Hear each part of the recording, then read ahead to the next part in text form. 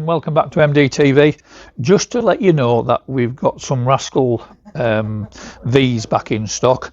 They come in the blue and they come in the red. They do take apart for the car. I'm going to quickly show you that. The seats come off like so, you just lift them off. The batteries come off like so. Front comes off the back like so. The basket on these, they've got a very good slide system, so that just lifts straight off. We undo here. Now what I do is I only put it down to that level. The reason for that is that when I've locked the front, which stops it spinning around, I lift that into the car.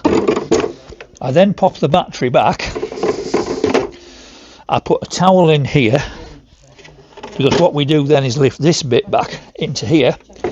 So remember, this is all in your boot, and then you put your chair. Now with a chair, if you make the arms so they're the correct shape, you can put that over the top like so, or you can make them at right angles and it'll just sit round the scooter like so.